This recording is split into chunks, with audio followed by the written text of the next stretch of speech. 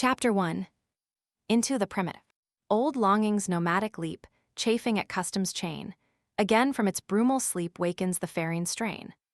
Buck did not read the newspapers, or he would have known that trouble was brewing, not alone for himself, but for every tidewater dog, strong of muscle and with warm, long hair from Puget Sound to San Diego. Because men, groping in the Arctic darkness, had found a yellow metal, and because steamship and transportation companies were booming the find, thousands of men were rushing into the Northland. These men wanted dogs, and the dogs they wanted were heavy dogs, with strong muscles by which to toil and furry coats to protect them from the frost. Buck lived at a big house in the sun-kissed Santa Clara Valley. Judge Miller's place, it was called. It stood back from the road, half hidden among the trees, through which glimpses could be caught of the wide, cool veranda that ran around its four sides. The house was approached by graveled driveways, which wound about through wide-spreading lawns and under the interlacing boughs of tall poplars. At the rear things were on even a more spacious scale than at the front. There were great stables, where a dozen grooms and boys held forth, rows of vine-clad servants, cottages, an endless and orderly array of outhouses, long grape arbors, green pastures, orchards, and berry patches. Then there was the pumping plant for the artesian well, and the big cement tank where Judge Miller's boys took their morning plunge and kept cool in the hot afternoon. And over this great domain Buck ruled. Here he was born, and here he had lived the 4 years of his life. It was true, there were other dogs. There could not but be other dogs on so vast a place, but they did not count.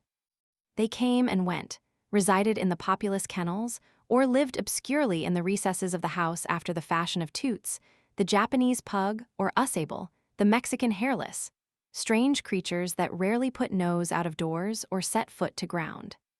On the other hand, there were the fox terriers, a score of them at least, who yelped fearful promises at Toots and Usable looking out of the windows at them, and protected by a legion of housemaids armed with brooms and mops. But Buck was neither house dog nor kennel dog. The whole realm was his. He plunged into the swimming tank or went hunting with the judge's sons. He escorted Molly and Alice, the judge's daughters, on long twilight or early morning rambles. On wintry nights he lay at the judge's feet before the roaring library fire. He carried the judge's grandsons on his back or rolled them in the grass and guarded their footsteps through wild adventures down to the fountain in the stable yard, and even beyond where the paddocks were and the berry patches. Among the terriers he stalked imperiously, and Toots and Usable he utterly ignored, for he was king. King over all creeping, crawling, flying things of Judge Miller's place, humans included. His father, Elmo, a huge Saint Bernard, had been the judge's inseparable companion, and Buck bid fair to follow in the way of his father. He was not so large, he weighed only 140 pounds, for his mother, Shep, had been a Scotch Shepherd dog. Nevertheless, 140 pounds, to which was added the dignity that comes of good living and universal respect, enabled him to carry himself in right royal fashion. During the 4 years since his puppyhood he had lived the life of a sated aristocrat. He had a fine pride in himself, was even a trifle egotistical, as country gentlemen sometimes become because of their insular situation. But he had saved himself by not becoming a mere pampered house dog. Hunting and kindred outdoor delights had kept down the fat and hardened his muscles. And to him, as to the cold-tubbing races, the love of water had been a tonic and a health preserver. And this was the manner of dog Buck was in the fall of 1897, when the Klondike strike dragged men from all the world into the frozen north. But Buck did not read the newspapers, and he did not know that Manuel, one of the gardener's helpers, was an undesirable acquaintance. Manuel had one besetting sin. He loved to play Chinese lottery. Also, in his gambling, he had one besetting weakness, faith in a system, and this made his damnation certain. For to play a system requires money, while the wages of a gardener's helper do not lap over the needs of a wife and numerous progeny. The judge was at a meeting of the Raisin Growers Association, and the boys were busy organizing an athletic club on the memorable night of Manuel's treachery. No one saw him and Buck go off through the orchard on what Buck imagined was merely a stroll. And with the exception of a solitary man, no one saw them arrive at the little flag station known as College Park. This man talked with Manuel, and money chinked between them. "You might wrap up the goods before you deliver M," the stranger said gruffly, and Manuel doubled a piece of stout rope around Buck's neck under the collar. "Twist it and you'll choke M plenty," said Manuel, and the stranger grunted a ready affirmative. Buck had accepted the rope with quiet dignity. To be sure, it was an unwanted performance, but he had learned to trust in men he knew and to give them credit for a wisdom that outreached his own. But when the ends of the rope were placed in the stranger's hands, he growled menacingly. He had merely intimated his displeasure, in his pride believing that to intimate was to command. But to his surprise, the rope tightened around his neck, shutting off his breath. In quick rage, he sprang at the man, who met him halfway, grappled him close by the throat, and with a deft twist threw him over on his back. Then the rope tightened mercilessly, while Buck struggled in a fury, his tongue lolling out of his mouth and his great chest panting futilely. Never in all his life had he been so vilely treated, and never in all his life had he been so angry. But his strength ebbed, his eyes glazed, and he knew nothing when the train was flagged and the two men threw him into the baggage car. The next he knew, he was dimly aware that his tongue was hurting and that he was being jolted along in some kind of a conveyance. The hoarse shriek of a locomotive whistling, a crossing told him where he was. He had traveled too often with the judge not to know the sensation of riding in a baggage car. He opened his eyes, and into them came the unbridled anger of a kidnapped king. The man sprang for his throat, but Buck was too quick for him. His jaws closed on the hand, nor did they relax till his senses were choked out of him once more. "Yep, has fits," the man said, hiding his mangled hand from the baggageman, who had been attracted by the sounds of struggle. "I'm tackin' M up for the boss to Frisco. A crack dog doctor there thinks that he can cure M." Concerning that night's ride, the man spoke most eloquently for himself, in a little shed back of a saloon on the San Francisco waterfront. "All I get is 50 for it," he grumbled, "and I wouldn't do it over for 1,000 cold cash." His hand was wrapped in a bloody handkerchief, and the right trouser leg was ripped from knee to ankle. "How much did the other mug get?" the saloon keeper demanded. 100 was the reply. "Wouldn't take a sou less, so help me." "That makes 150, the saloon keeper calculated, "and he's worth it or I'm a squarehead." The kidnapper undid the bloody wrappings and looked at his lacerated hand. "If I don't get the hydrophobia, it'll be because you was born to hang," laughed the saloon keeper. "Here, lend me a hand before you pull your freight," he added. Dazed, suffering intolerable pain from throat and tongue, with the life half throttled out of him, Buck attempted to face his tormentors. But he was thrown down and choked repeatedly, till they succeeded in filing the heavy brass collar from off his neck. Then the rope was removed, and he was flung into a cage-like crate. There he lay for the remainder of the weary night, nursing his wrath and wounded pride. He could not understand what it all meant. What did they want with him, these strange men? Why were they keeping him, pent up in this narrow crate? He did not know why, but he felt oppressed by the vague sense of impending calamity. Several times during the night, he sprang to his feet when the shed door rattled open, expecting to see the judge, or the boys at least. But each time it was the bulging face of the saloon keeper that peered in at him by the sickly light of a tallow candle. And each time the joyful bark that trembled in Buck's throat was twisted into a savage growl. But the saloon keeper let him alone, and in the morning 4 men entered and picked up the crate. More tormentors, Buck decided, for they were evil-looking creatures, ragged and unkempt, and he stormed and raged at them through the bars. They only laughed and poked sticks at him, which he promptly assailed with his teeth till he realized that that was what they wanted.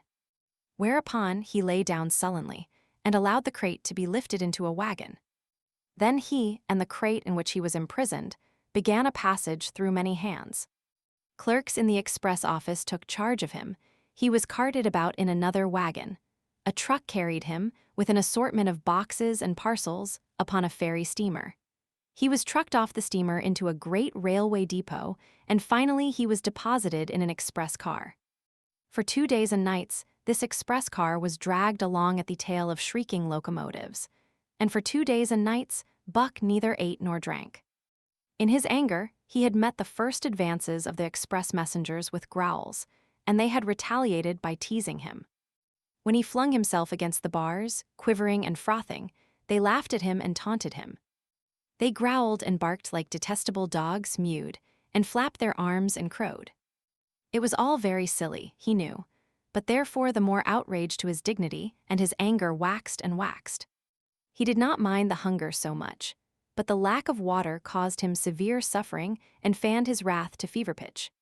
For that matter, high-strung and finely sensitive, the ill treatment had flung him into a fever, which was fed by the inflammation of his parched and swollen throat and tongue. He was glad for one thing: the rope was off his neck. That had given them an unfair advantage, but now that it was off, he would show them. They would never get another rope around his neck. Upon that he was resolved. For 2 days and nights he neither ate nor drank, and during those 2 days and nights of torment, he accumulated a fund of wrath that boded ill for whoever first fell foul of him. His eyes turned bloodshot, and he was metamorphosed into a raging fiend. So changed was he that the judge himself would not have recognized him, and the express messengers breathed with relief when they bundled him off the train at Seattle. 4 men gingerly carried the crate from the wagon into a small, high-walled backyard.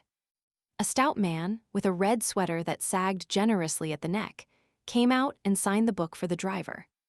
That was the man, Buck divined, the next tormentor, and he hurled himself savagely against the bars. The man smiled grimly and brought a hatchet and a club. "You ain't going to take him out now?" the driver asked. "Sure," the man replied, driving the hatchet into the crate for a pry. There was an instantaneous scattering of the 4 men who had carried it in, and from safe perches on top the wall they prepared to watch the performance.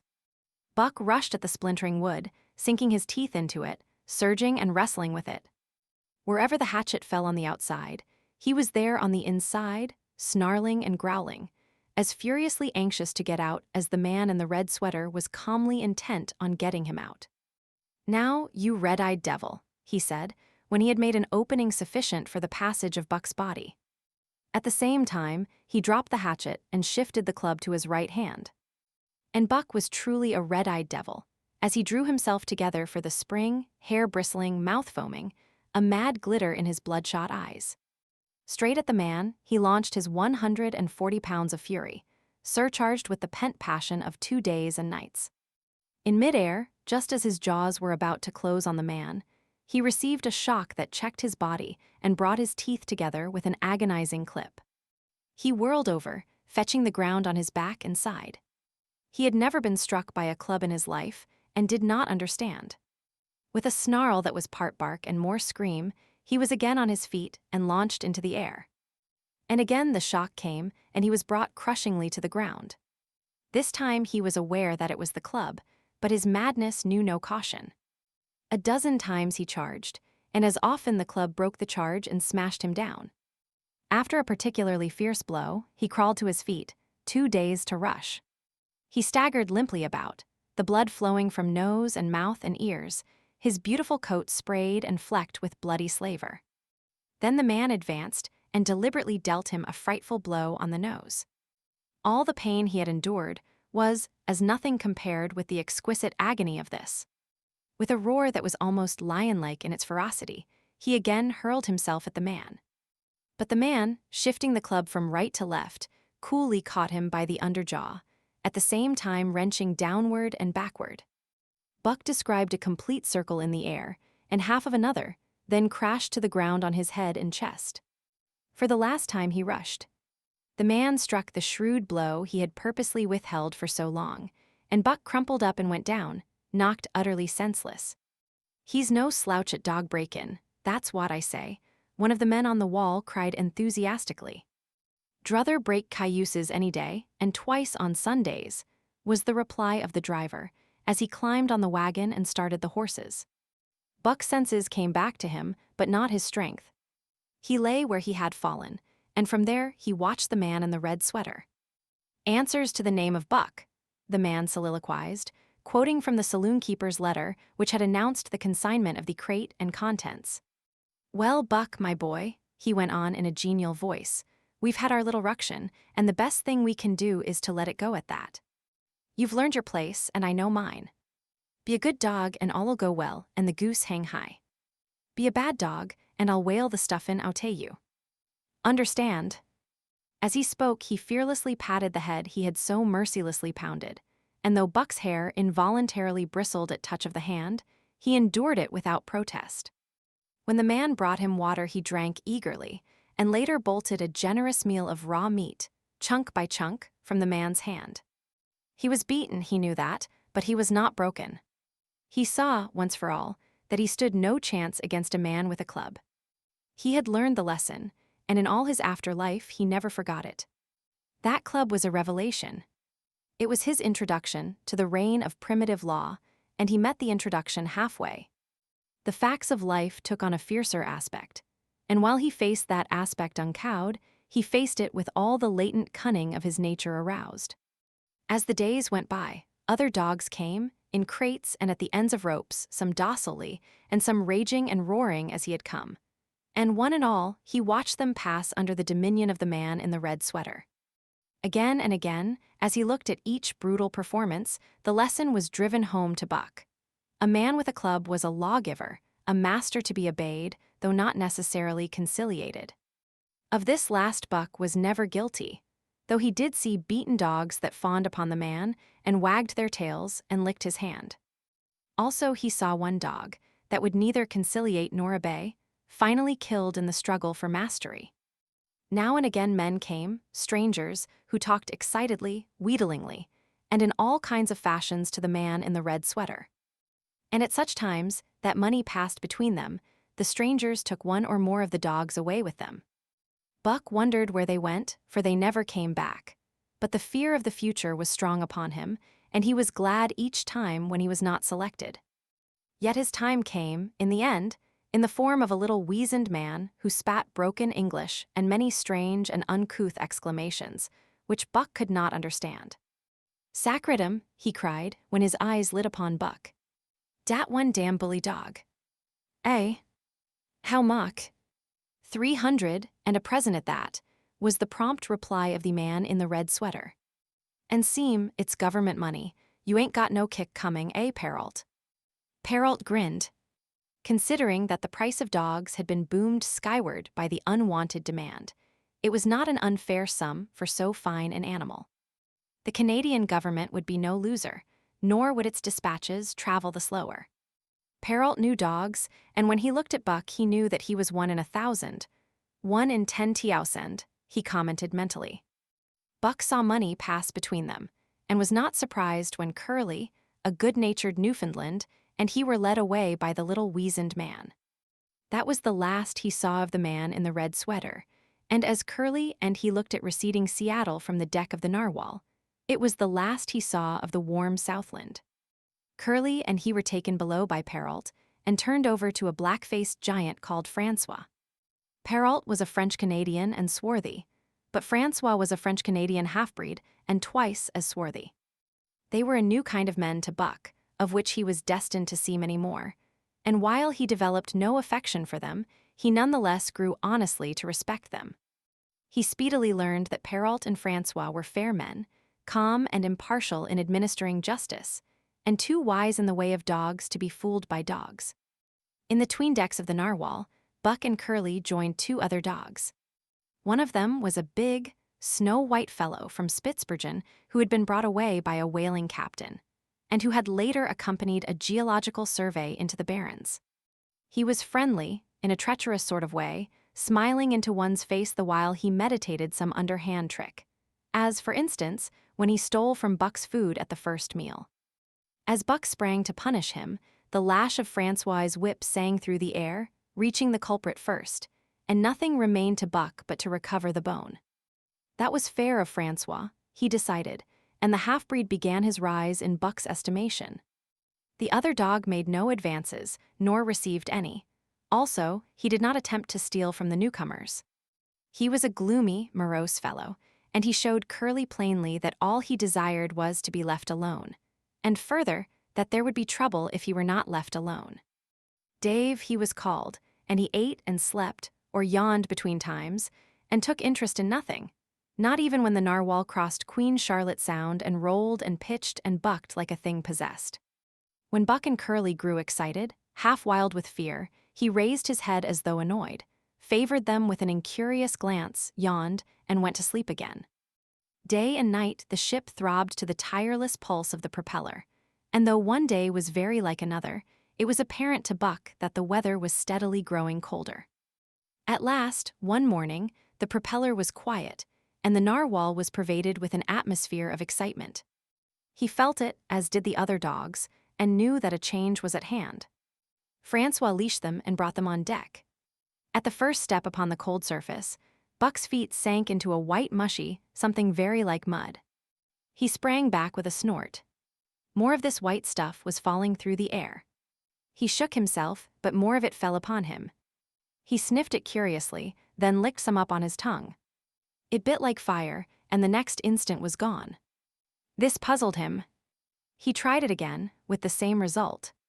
The onlookers laughed uproariously, and he felt ashamed, he knew not why, for it was his first snow. Chapter 2. The Law of Club and Fang. Buck's first day on the Daya beach was like a nightmare. Every hour was filled with shock and surprise. He had been suddenly jerked from the heart of civilization and flung into the heart of things primordial. No lazy, sun-kissed life was this, with nothing to do but loaf and be bored. Here was neither peace, nor rest, nor a moment's safety. All was confusion and action, and every moment life and limb were in peril. There was imperative need to be constantly alert, for these dogs and men were not town dogs and men. They were savages, all of them, who knew no law but the law of club and fang. He had never seen dogs fight as these wolfish creatures fought, and his first experience taught him an unforgettable lesson. It is true, it was a vicarious experience, else he would not have lived to profit by it. Curly was the victim. They were camped near the log store, where she, in her friendly way, made advances to a husky dog the size of a full-grown wolf, though not half so large as she. There was no warning, only a leap in like a flash, a metallic clip of teeth, a leap out equally swift, and Curly's face was ripped open from eye to jaw. It was the wolf manner of fighting, to strike and leap away, but there was more to it than this. 30 or 40 huskies ran to the spot and surrounded the combatants in an intent and silent circle. Buck did not comprehend that silent intentness, nor the eager way with which they were licking their chops. Curly rushed her antagonist, who struck again and leaped aside. He met her next rush with his chest, in a peculiar fashion that tumbled her off her feet. She never regained them. This was what the onlooking huskies had waited for. They closed in upon her, snarling and yelping, and she was buried, screaming with agony, beneath the bristling mass of bodies. So sudden was it, and so unexpected, that Buck was taken aback. He saw Spitz run out his scarlet tongue in a way he had of laughing, and he saw Francois, swinging an axe, spring into the mess of dogs. 3 men with clubs were helping him to scatter them. It did not take long. 2 minutes from the time Curly went down, the last of her assailants were clubbed off. But she lay there limp and lifeless in the bloody, trampled snow, almost literally torn to pieces, the swart half-breed standing over her and cursing horribly. The scene often came back to Buck to trouble him in his sleep. So that was the way. No fair play. Once down, that was the end of you. Well, he would see to it that he never went down. Spitz ran out his tongue and laughed again, and from that moment, Buck hated him with a bitter and deathless hatred. Before he had recovered from the shock caused by the tragic passing of Curly, he received another shock. Francois fastened upon him an arrangement of straps and buckles. It was a harness, such as he had seen the grooms put on the horses at home. And as he had seen horses work, so he was set to work, hauling Francois on a sled to the forest that fringed the valley and returning with a load of firewood. Though his dignity was sorely hurt by thus being made a draft animal, he was too wise to rebel. He buckled down with a will and did his best, though it was all new and strange. Francois was stern, demanding instant obedience, and by virtue of his whip receiving instant obedience, while Dave, who was an experienced wheeler, nipped Buck's hind quarters whenever he was in error. Spitz was the leader, likewise experienced, And while he could not always get at Buck, he growled sharp reproof now and again, or cunningly threw his weight in the traces to jerk Buck into the way he should go. Buck learned easily, and under the combined tuition of his two mates, and Francois made remarkable progress. Ere they returned to camp, he knew enough to stop at Ho, to go ahead at Mush, to swing wide on the bends, and to keep clear of the wheeler when the loaded sled shot downhill at their heels. "Tiri ver good dogs," Francois told Perrault. "Dat Buck him pool lack hell. I titch him quick as anything." By afternoon, Perrault, who was in a hurry to be on the trail with his dispatches, returned with two more dogs. Billy and Joe, he called them, two brothers and true huskies both. Sons of the one mother though they were as different as day and night. Billy's one fault was his excessive good nature, while Joe was the very opposite, sour and introspective, with a perpetual snarl and a malignant eye. Buck received them in comradely fashion, Dave ignored them, while Spitz proceeded to thrash first one and then the other. Billy wagged his tail appeasingly, turned to run when he saw that appeasement was of no avail, and cried, still appeasingly, when Spitz's sharp teeth scored his flank. But no matter how Spitz circled, Joe whirled around on his heels to face him, mane bristling, ears laid back, lips writhing and snarling, jaws clipping together as fast as he could snap, and eyes diabolically gleaming, the incarnation of belligerent fear. So terrible was his appearance that Spitz was forced to forgo disciplining him. But to cover his own discomfiture, he turned upon the inoffensive and wailing Billy and drove him to the confines of the camp.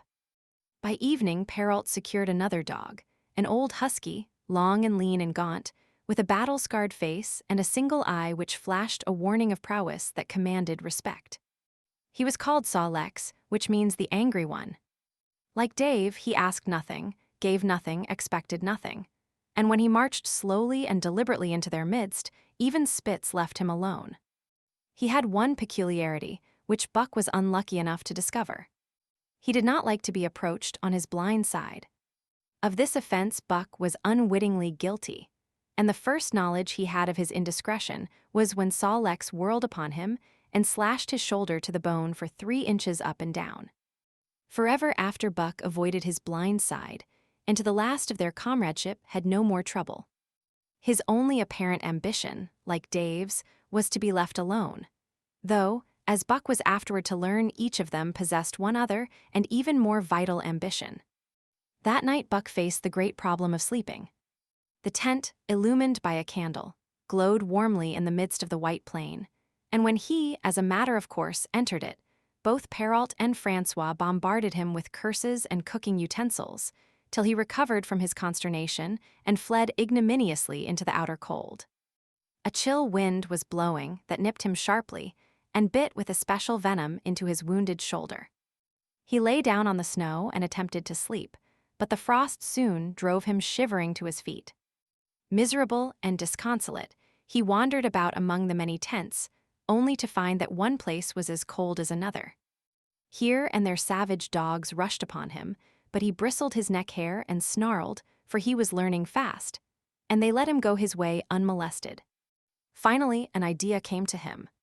He would return and see how his own teammates were making out. To his astonishment, they had disappeared. Again he wandered about through the great camp, looking for them, and again he returned. Were they in the tent? No, that could not be, else he would not have been driven out. Then where could they possibly be? With drooping tail and shivering body, very forlorn indeed, he aimlessly circled the tent. Suddenly, the snow gave way beneath his 4 legs, and he sank down. Something wriggled under his feet. He sprang back, bristling and snarling, fearful of the unseen and unknown. But a friendly little yelp reassured him, and he went back to investigate. A whiff of warm air ascended to his nostrils, and there, curled up under the snow in a snug ball, lay Billy. He whined placatingly, squirmed and wriggled to show his good will and intentions, and even ventured, as a bribe for peace, to lick Buck's face with his warm, wet tongue. Another lesson. So that was the way they did it, eh? Buck confidently selected a spot, and with much fuss and waste effort, proceeded to dig a hole for himself. In a trice, the heat from his body filled the confined space, and he was asleep. The day had been long and arduous, and he slept soundly and comfortably, though he growled and barked and wrestled with bad dreams. Nor did he open his eyes till roused by the noises of the waking camp. At first, he did not know where he was. It had snowed during the night, and he was completely buried. The snow walls pressed him on every side, and a great surge of fear swept through him, the fear of the wild thing for the trap. It was a token that he was harking back through his own life to the lives of his forebears, for he was a civilized dog, an unduly civilized dog, and of his own experience knew no trap, and so could not of himself fear it. The muscles of his whole body contracted spasmodically and instinctively. The hair on his neck and shoulders stood on end, and with a ferocious snarl he bounded straight up into the blinding day, the snow flying about him in a flashing cloud. Ere he landed on his feet, he saw the white camp spread out before him and knew where he was, and remembered all that had passed from the time he went for a stroll with Manuel to the hole he had dug for himself the night before. A shout from Francois hailed his appearance. "What I say," the dog driver cried to Perrault. "Dat Buck for sure learn quick as anything." Perrault nodded gravely. As courier for the Canadian government, bearing important dispatches, he was anxious to secure the best dogs, and he was particularly gladdened by the possession of Buck. 3 more huskies were added to the team inside an hour, making a total of 9, and before another quarter of an hour had passed, they were in harness and swinging up the trail toward the Dia Cannon. Buck was glad to be gone, and though the work was hard, he found he did not particularly despise it. He was surprised at the eagerness which animated the whole team and which was communicated to him, but still more surprising was the change wrought in Dave and Saw Lex. They were new dogs, utterly transformed by the harness. All passiveness and unconcern had dropped from them. They were alert and active, anxious that the work should go well, and fiercely irritable with whatever, by delay or confusion, retarded that work. The toil of the traces seemed the supreme expression of their being, and all that they lived for, and the only thing in which they took delight. Dave was wheeler or sled dog, pulling in front of him was Buck, then came Saw Lex. The rest of the team was strung out ahead, single file, to the leader, which position was filled by Spitz. Buck had been purposely placed between Dave and Saw Lex so that he might receive instruction. Apt scholar that he was, they were equally apt teachers, never allowing him to linger long in error and enforcing their teaching with their sharp teeth. Dave was fair and very wise. He never nipped Buck without cause, and he never failed to nip him when he stood in need of it. As Francois' whip backed him up, Buck found it to be cheaper to mend his ways than to retaliate.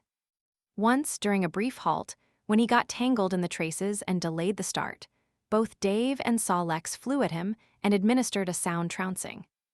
The resulting tangle was even worse, but Buck took good care to keep the traces clear thereafter. And ere the day was done, so well had he mastered his work, his mates about ceased nagging him. Francois' whip snapped less frequently, and Perrault even honored Buck by lifting up his feet and carefully examining them.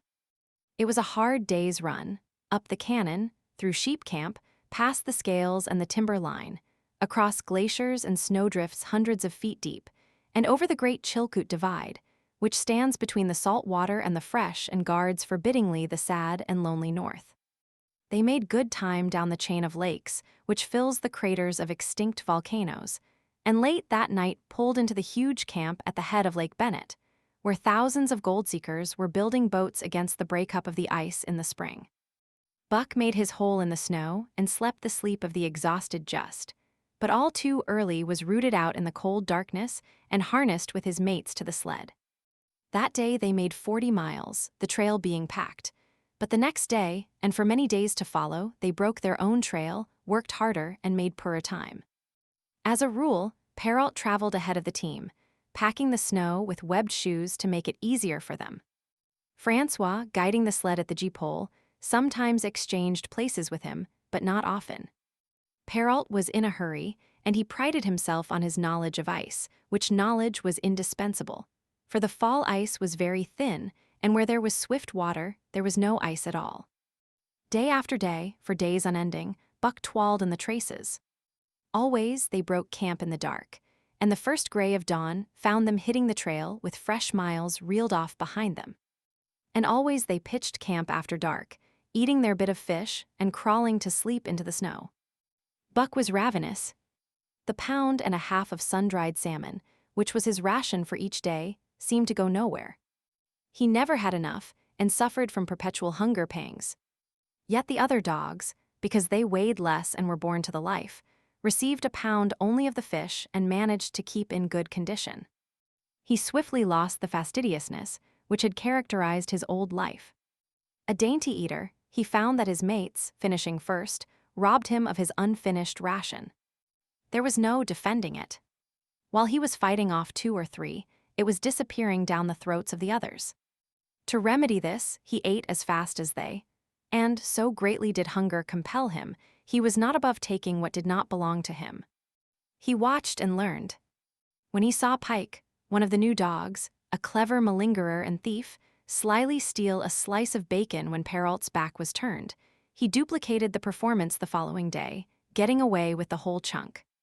A great uproar was raised, but he was unsuspected, while Dub, an awkward blunderer who was always getting caught, was punished for Buck's misdeed. This first theft marked Buck as fit to survive in the hostile Northland environment. It marked his adaptability, his capacity to adjust himself to changing conditions, the lack of which would have meant swift and terrible death.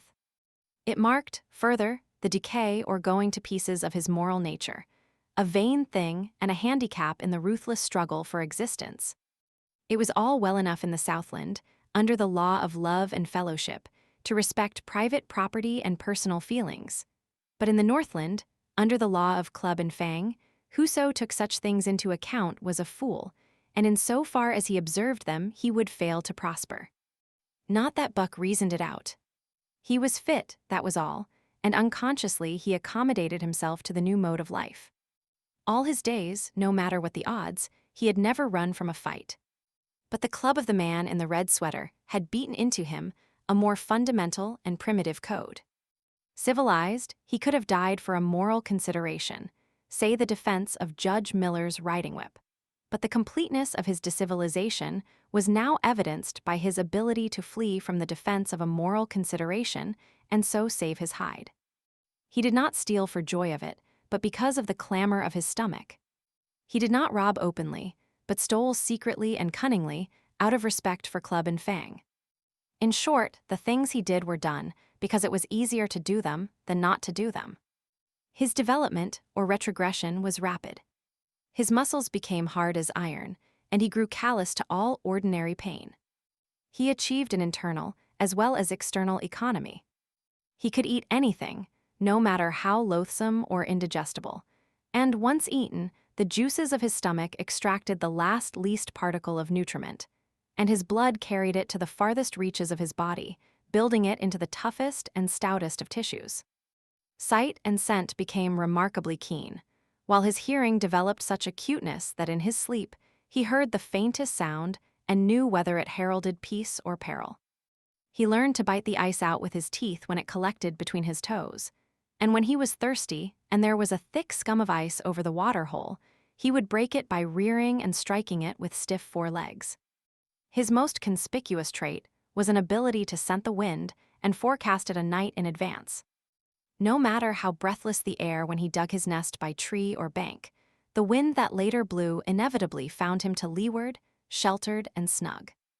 And not only did he learn by experience, but instincts long dead became alive again.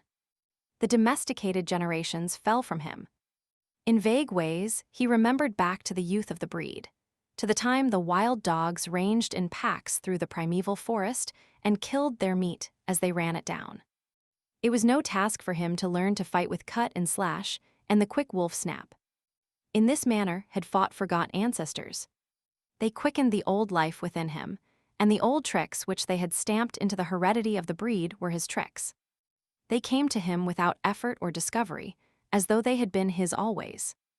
And when, on the still cold nights, he pointed his nose at a star and howled long and wolf-like, it was his ancestors, dead and dust, pointing nose at star and howling down through the centuries and through him. And his cadences were their cadences, the cadences which voiced their woe and what to them was the meaning of the stiffness, and the cold and dark. Thus, as token of what a puppet thing life is, the ancient song surged through him and he came into his own again. And he came because men had found a yellow metal in the north, and because Manuel was a gardener's helper whose wages did not lap over the needs of his wife and divers small copies of himself. Chapter 3. The Dominant Primordial Beast. The dominant primordial beast was strong in buck, and under the fierce conditions of trail life, it grew and grew. Yet it was a secret growth. His newborn cunning gave him poise and control. He was too busy adjusting himself to the new life to feel at ease, and not only did he not pick fights, but he avoided them whenever possible. A certain deliberateness characterized his attitude. He was not prone to rashness and precipitate action, and in the bitter hatred between him and Spitz, he betrayed no impatience, shunned all offensive acts. On the other hand, possibly because he divined in Buck a dangerous rival, Spitz never lost an opportunity of showing his teeth. He even went out of his way to bully Buck, striving constantly to start the fight which could end only in the death of one or the other. Early in the trip, this might have taken place had it not been for an unwanted accident. At the end of this day, they made a bleak and miserable camp on the shore of Lake Labarge. Driving snow, a wind that cut like a white-hot knife, and darkness had forced them to grope for a camping place. They could hardly have fared worse. At their backs rose a perpendicular wall of rock, and Perrault and Francois were compelled to make their fire and spread their sleeping robes on the ice of the lake itself. The tent they had discarded at Daya in order to travel light. A few sticks of driftwood furnished them with a fire that thawed down through the ice and left them to eat supper in the dark. Close in under the sheltering rock Buck made his nest. So snug and warm was it that he was loath to leave it when Francois distributed the fish which he had first thawed over the fire. But when Buck finished his ration and returned, he found his nest occupied. A warning snarl told him that the trespasser was Spitz. Till now Buck had avoided trouble with his enemy, but this was too much. The beast in him roared. He sprang upon Spitz with a fury which surprised them both, and Spitz particularly, for his whole experience with Buck had gone to teach him that his rival was an unusually timid dog, who managed to hold his own only because of his great weight and size. Francois was surprised, too, when they shot out in a tangle from the disrupted nest, and he divined the cause of the trouble. "Ayoa," he cried to Buck. "Gif it to him, by gar. Gif it to him, the dirty thief." Spitz was equally willing. He was crying with sheer rage and eagerness as he circled back and forth for a chance to spring in. Buck was no less eager and no less cautious, as he likewise circled back and forth for the advantage. But it was then that the unexpected happened, the thing which projected their struggle for supremacy far into the future, past many a weary mile of trail and toil.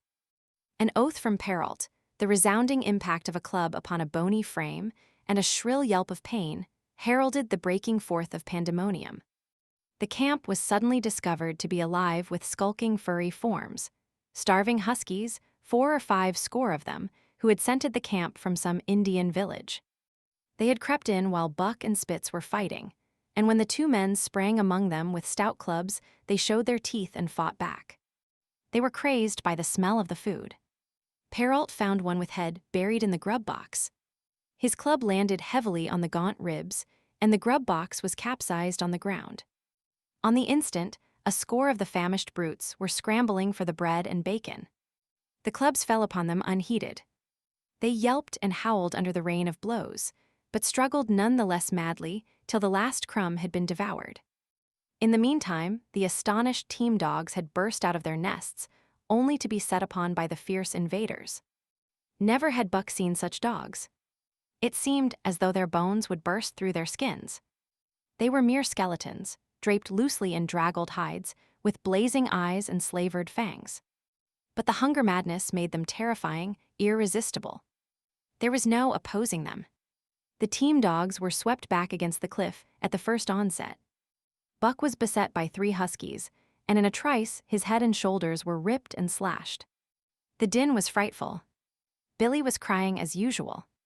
Dave and Saw Lex, dripping blood from a score of wounds, were fighting bravely side by side. Joe was snapping like a demon. Once, his teeth closed on the foreleg of a husky, and he crunched down through the bone. Pike, the malingerer, leaped upon the crippled animal, breaking its neck with a quick flash of teeth and a jerk. Buck got a frothing adversary by the throat and was sprayed with blood when his teeth sank through the jugular. The warm taste of it in his mouth goaded him to greater fierceness. He flung himself upon another, and at the same time felt teeth sink into his own throat. It was Spitz, treacherously attacking from the side. Perrault and Francois, having cleaned out their part of the camp, hurried to save their sled dogs. The wild wave of famished beasts rolled back before them, and Buck shook himself free. But it was only for a moment. The two men were compelled to run back to save the grub upon which the huskies returned to the attack on the team. Billy, terrified into bravery, sprang through the savage circle and fled away over the ice. Pike and Dub followed on his heels, with the rest of the team behind. As Buck drew himself together to spring after them, out of the tail of his eye, he saw Spitz rush upon him with the evident intention of overthrowing him.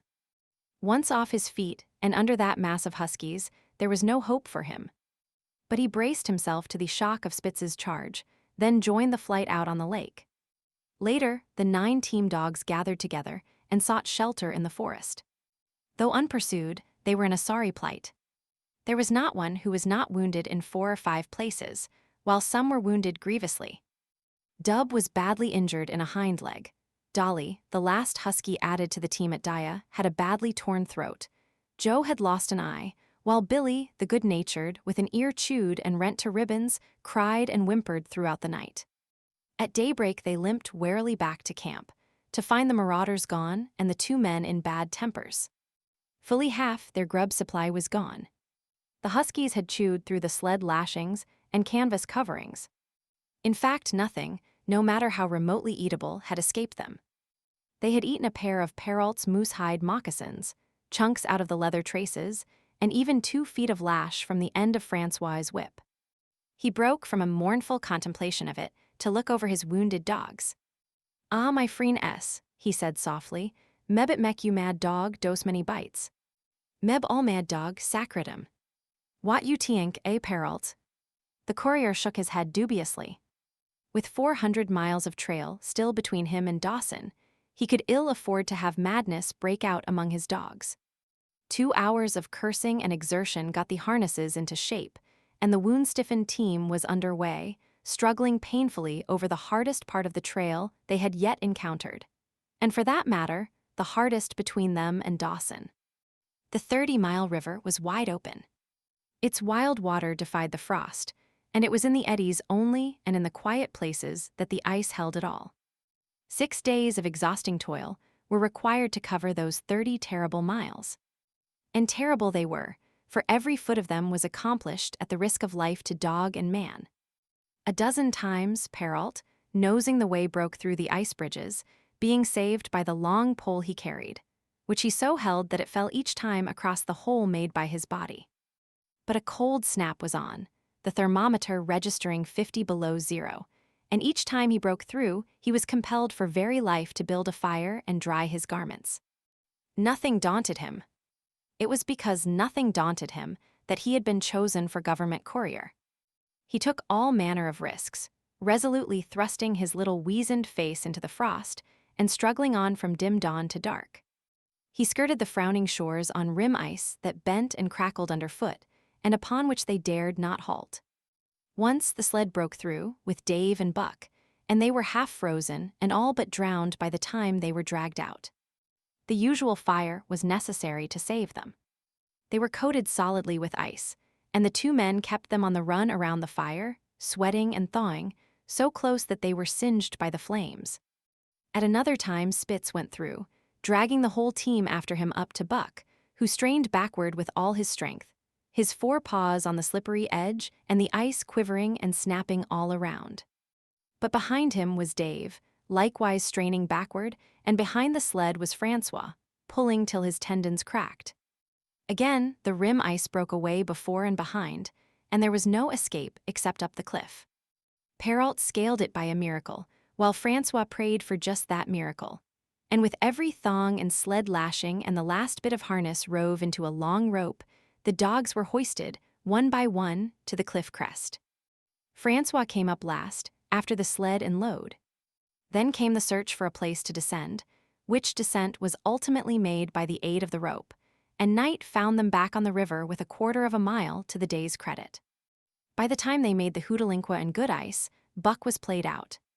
The rest of the dogs were in like condition, but Perrault, to make up lost time, pushed them late and early.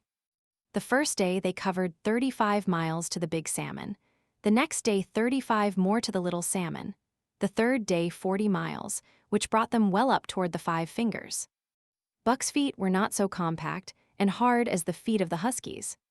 His had softened during the many generations, since the day his last wild ancestor was tamed by a cave dweller or river man. All day long he limped in agony, and camp once made, lay down like a dead dog.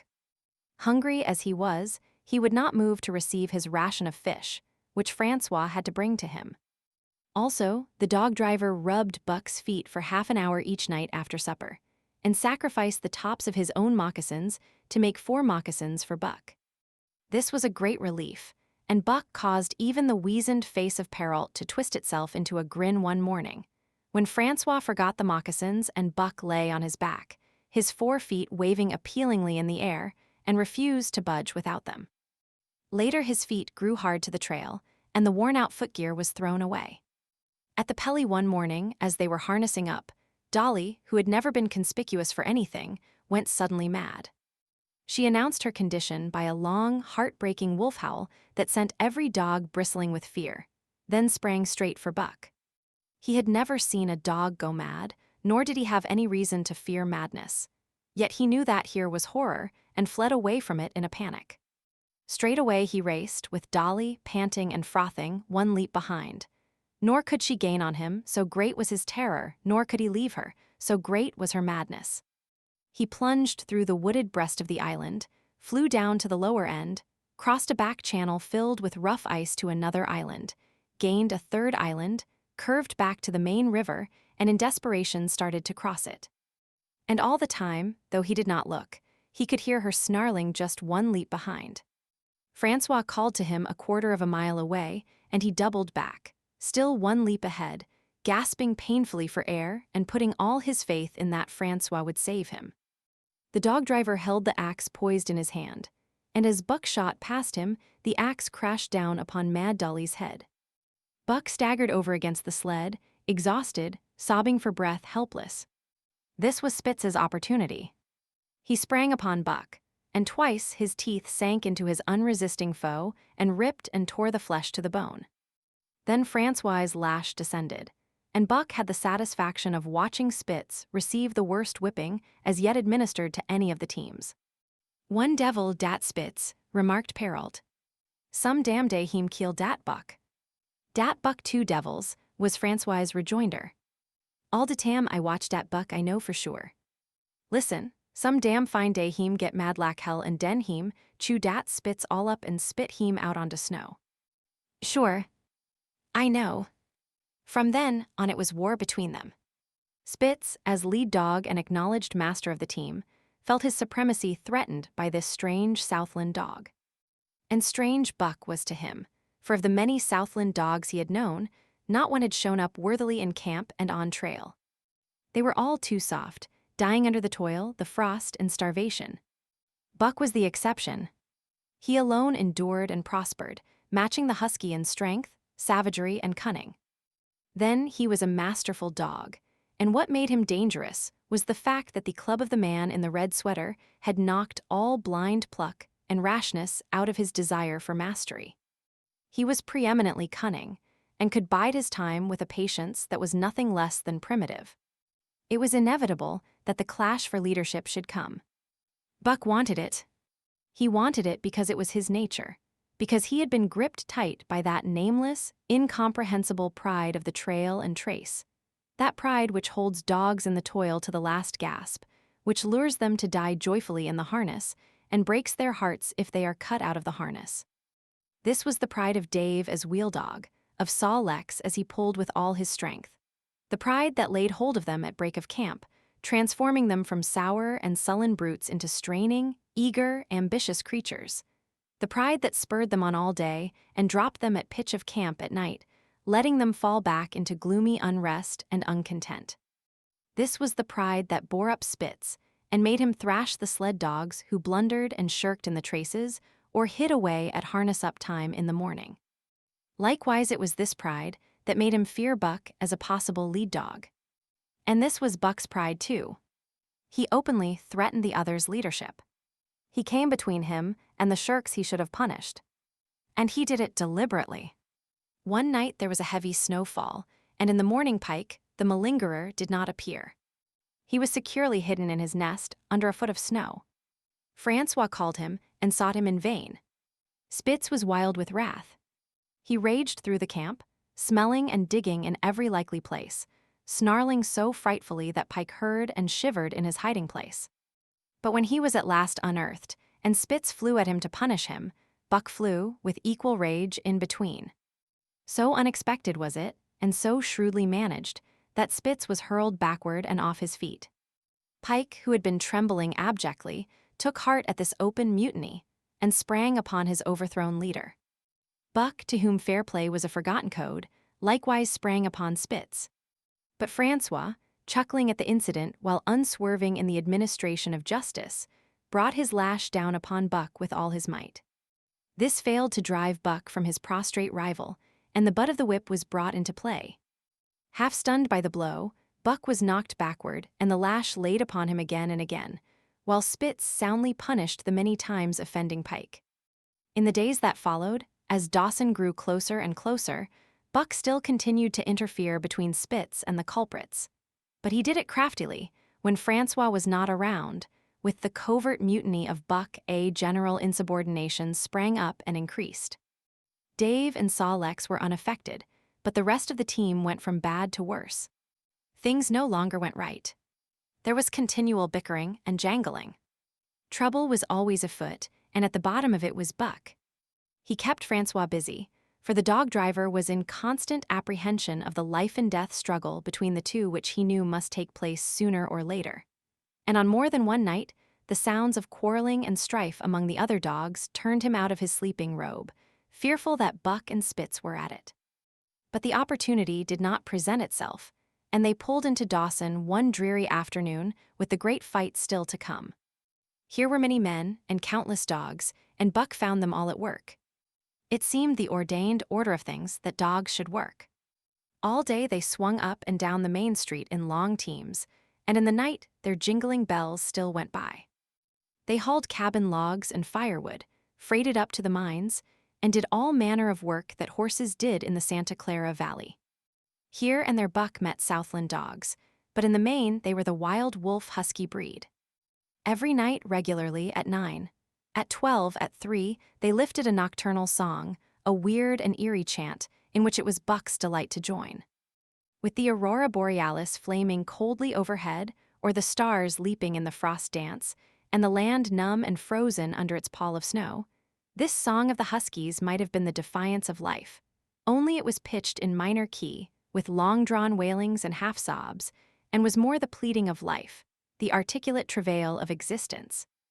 It was an old song, old as the breed itself, one of the first songs of the younger world in a day when songs were sad.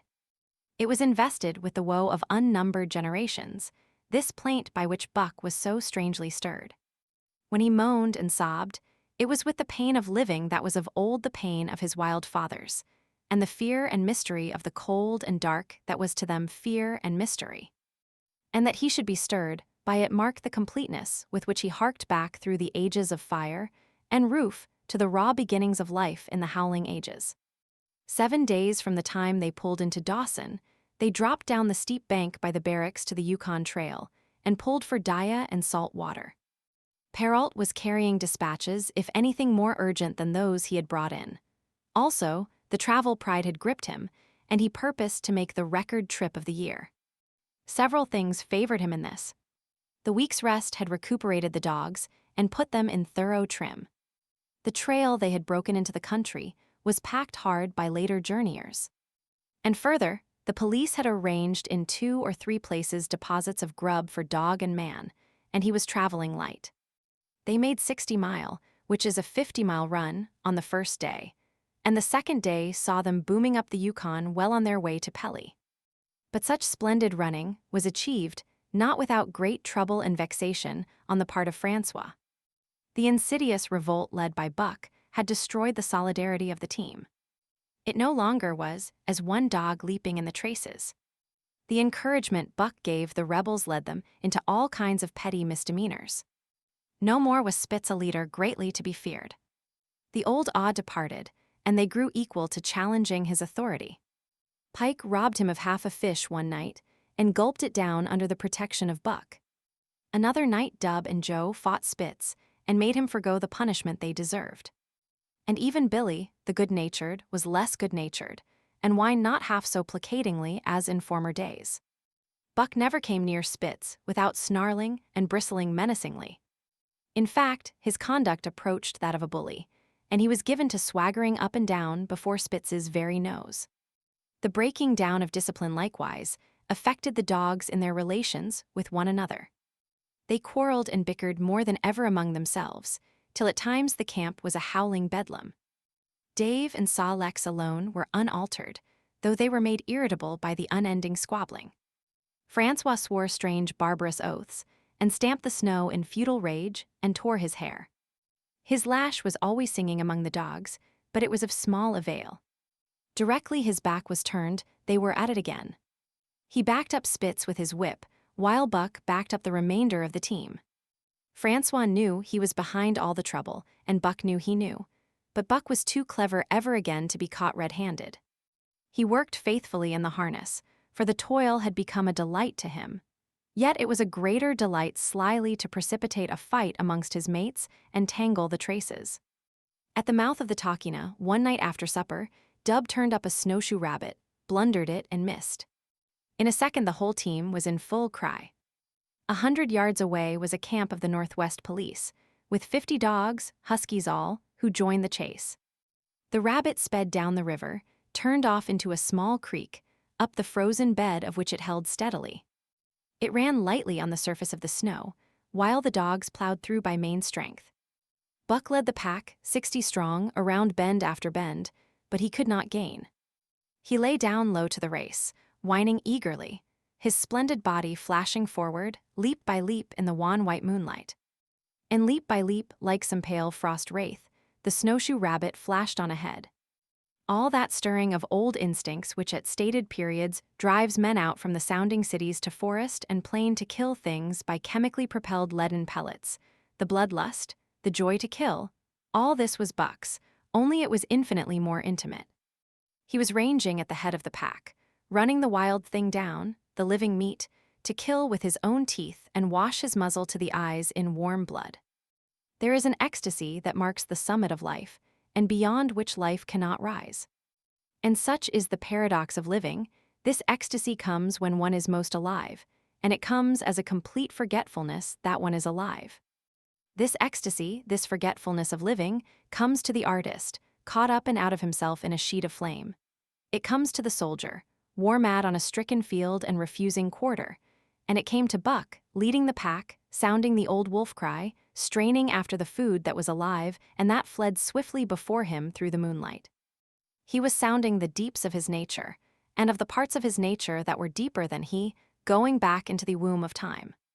He was mastered by the sheer surging of life, the tidal wave of being, the perfect joy of each separate muscle, joint, and sinew in that it was everything that was not death, that it was aglow and rampant, expressing itself in movement, flying exultantly under the stars and over the face of dead matter that did not move. But Spitz, cold and calculating even in his supreme moods, left the pack and cut across a narrow neck of land where the creek made a long bend around. Buck did not know of this, and as he rounded the bend, the frost wraith of a rabbit still flitting before him, he saw another and larger frost wraith leap from the overhanging bank into the immediate path of the rabbit. It was Spitz. The rabbit could not turn, and as the white teeth broke its back in mid-air, it shrieked as loudly as a stricken man may shriek. At sound of this, the cry of life plunging down from life's apex in the grip of death, the full pack at Buck's heels raised a hell's chorus of delight. Buck did not cry out. He did not check himself, but drove in upon Spitz, shoulder to shoulder, so hard that he missed the throat. They rolled over and over in the powdery snow. Spitz gained his feet almost as though he had not been overthrown, slashing Buck down the shoulder and leaping clear. Twice his teeth clipped together, like the steel jaws of a trap, as he backed away for better footing, with lean and lifting lips that writhed and snarled. In a flash, Buck knew it. The time had come. It was to the death. As they circled about, snarling, ears laid back, keenly watchful for the advantage, the scene came to Buck with a sense of familiarity. He seemed to remember it all, the white woods and earth and moonlight and the thrill of battle. Over the whiteness and silence brooded a ghostly calm. There was not the faintest whisper of air, nothing moved, not a leaf quivered, the visible breaths of the dogs rising slowly and lingering in the frosty air. They had made short work of the snowshoe rabbit, these dogs that were ill-tamed wolves, and they were now drawn up in an expectant circle. They too were silent, their eyes only gleaming and their breaths drifting slowly upward. To Buck it was nothing new or strange, this scene of old time. It was as though it had always been, the wonted way of things. Spitz was a practiced fighter. From Spitzbergen through the Arctic, and across Canada and the Barrens, he had held his own with all manner of dogs and achieved to mastery over them. Bitter rage was his, but never blind rage. In passion to rend and destroy, he never forgot that his enemy was in like passion to rend and destroy. He never rushed till he was prepared to receive a rush, never attacked till he had first defended that attack. In vain Buck strove to sink his teeth in the neck of the big white dog. Wherever his fangs struck for the softer flesh, they were countered by the fangs of Spitz. Fang clashed fang, and lips were cut and bleeding, but Buck could not penetrate his enemy's guard. Then he warmed up and enveloped Spitz in a whirlwind of rushes. Time and time again, he tried for the snow-white throat, where life bubbled near to the surface, and each time and every time Spitz slashed him and got away. Then Buck took to rushing, as though for the throat, when, suddenly drawing back his head and curving in from the side, he would drive his shoulder at the shoulder of Spitz, as a ram by which to overthrow him. But instead, Buck's shoulder was slashed down each time as Spitz leaped lightly away. Spitz was untouched, while Buck was streaming with blood and panting hard. The fight was growing desperate. And all the while, the silent and wolfish circle waited to finish off whichever dog went down. As Buck grew winded, Spitz took to rushing, and he kept him staggering for footing. Once Buck went over, and the whole circle of 60 dogs started up. But he recovered himself, almost in mid-air, and the circle sank down again and waited. But Buck possessed a quality that made for greatness: imagination. He fought by instinct, but he could fight by head as well. He rushed, as though attempting the old shoulder trick, but at the last instant swept low to the snow and in. His teeth closed on Spitz's left foreleg. There was a crunch of breaking bone, and the white dog faced him on 3 legs. Thrice he tried to knock him over, then repeated the trick and broke the right foreleg. Despite the pain and helplessness, Spitz struggled madly to keep up. He saw the silent circle, with gleaming eyes, lolling tongues, and silvery breaths drifting upward, closing in upon him as he had seen similar circles close in upon beaten antagonists in the past. Only this time, he was the one who was beat. There was no hope for him. Buck was inexorable. Mercy was a thing reserved for gentler climes. He maneuvered for the final rush. The circle had tightened till he could feel the breaths of the huskies on his flanks. He could see them, beyond Spitz and to either side, half crouching for the spring, their eyes fixed upon him. A pause seemed to fall. Every animal was motionless, as though turned to stone. Only Spitz quivered and bristled as he staggered back and forth, snarling with horrible menace, as though to frighten off impending death. Then Buck sprang in and out, but while he was in, shoulder had at last squarely met shoulder. The dark circle became a dot on the moon-flooded snow as Spitz disappeared from view. Buck stood and looked on, the successful champion, the dominant primordial beast who had made his kill and found it good. Chapter 4. Who has won to mastership? A. What I say? I speak true wn, I say dat buck two devils. This was Francois's speech next morning when he discovered Spitz missing and Buck covered with wounds. He drew him to the fire, and by its light pointed them out. Dat Spitz fight like hell, said Perrault, as he surveyed the gaping rips and cuts. And dat Buck fight like two hells, was Francois's answer. And now we make good time. No more Spitz, no more trouble, sure. While Perrault packed the camp outfit and loaded the sled, the dog driver proceeded to harness the dogs. Buck trotted up to the place Spitz would have occupied as leader, but Francois, not noticing him, brought Sol-Lex to the coveted position. In his judgment, Sol-Lex was the best lead dog left. Buck sprang upon Sol-Lex in a fury, driving him back and standing in his place. Eh? Francois cried, slapping his thighs gleefully. Look at dat Buck. Heem kill dat Spitz, heem tienk to take de job. Go away, Chook, he cried, but Buck refused to budge. He took Buck by the scruff of the neck, and though the dog growled threateningly, dragged him to one side and replaced Sol-Lex. The old dog did not like it, and showed plainly that he was afraid of Buck. Francois was obdurate, but when he turned his back, Buck again displaced Sol-Lex, who was not at all unwilling to go. Francois was angry. Now by gar I fix you, he cried, coming back with a heavy club in his hand. Buck remembered the man in the red sweater and retreated slowly, nor did he attempt to charge in when Sol-Lex was once more brought forward. But he circled just beyond the range of the club, snarling with bitterness and rage. And while he circled, he watched the club so as to dodge it if thrown by Francois, for he was become wise in the way of clubs. The driver went about his work, and he called to Buck when he was ready to put him in his old place in front of Dave. Buck retreated 2 or 3 steps. Francois followed him up, whereupon he again retreated. After some time of this, Francois threw down the club, thinking that Buck feared a thrashing. But Buck was in open revolt. He wanted not to escape a clubbing, but to have the leadership. It was his by right. He had earned it, and he would not be content with less. Perrault took a hand. Between them, they ran him about for the better part of an hour. They threw clubs at him. He dodged. They cursed him, and his fathers and mothers before him, and all his seed to come after him down to the remotest generation, and every hair on his body and drop of blood in his veins. And he answered curse with snarl and kept out of their reach. He did not try to run away, but retreated around and around the camp, advertising plainly that when his desire was met, he would come in and be good. Francois sat down and scratched his head. Perrault looked at his watch and swore. Time was flying, and they should have been on the trail an hour gone. Francois scratched his head again. He shook it and grinned sheepishly at the courier, who shrugged his shoulders in sign that they were beaten. Then Francois went up to where Sol-Lex stood and called to Buck.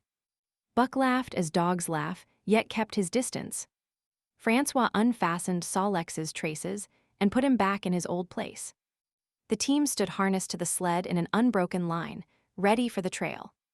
There was no place for Buck save at the front. Once more Francois called, and once more Buck laughed and kept away. Tiro down to club, Perrault commanded. Francois complied, whereupon Buck trotted in, laughing triumphantly, and swung around into position at the head of the team. His traces were fastened, the sled broken out, and with both men running, they dashed out onto the river trail.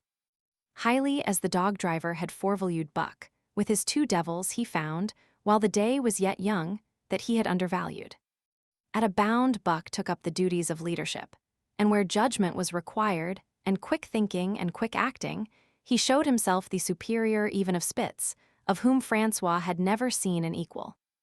But it was in giving the law and making his mates live up to it that Buck excelled. Dave and Sol-Lex did not mind the change in leadership. It was none of their business. Their business was to toil, and toil mightily in the traces. So long as that were not interfered with, they did not care what happened. Billy, the good-natured, could lead for all they cared, so long as he kept order.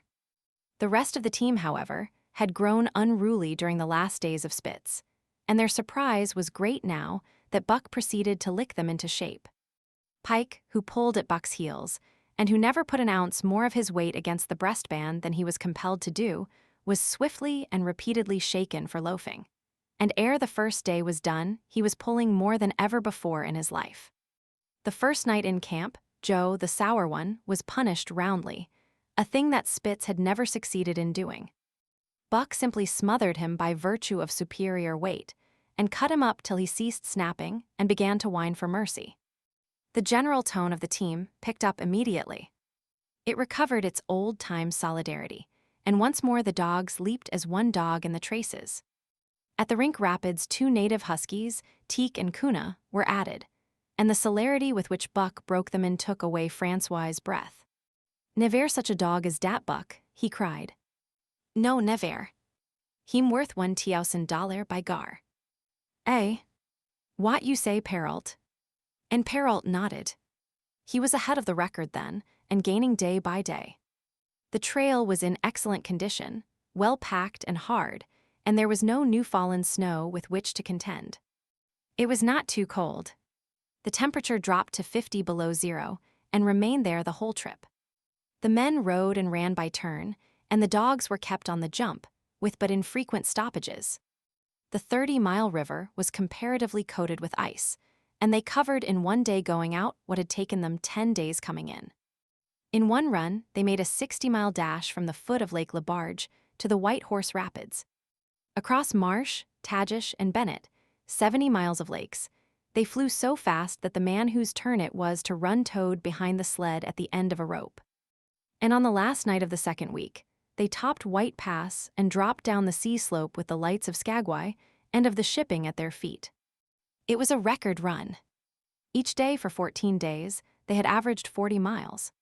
For 3 days, Perrault and Francois threw chests up and down the main street of Skagway and were deluged with invitations to drink, while the team was the constant center of a worshipful crowd of dogbusters and mushers. Then 3 or 4 Western bad men aspired to clean out the town, were riddled like pepper boxes for their pains, and public interest turned to other idols. Next came official orders. Francois called Buck to him, threw his arms around him, wept over him. And that was the last of Francois and Perrault. Like other men, they passed out of Buck's life for good. A Scotch half-breed took charge of him and his mates, and in company with a dozen other dog teams, he started back over the weary trail to Dawson. It was no light running now, nor record time, but heavy toil each day, with a heavy load behind. For this was the mail train carrying word from the world to the men who sought gold under the shadow of the pole.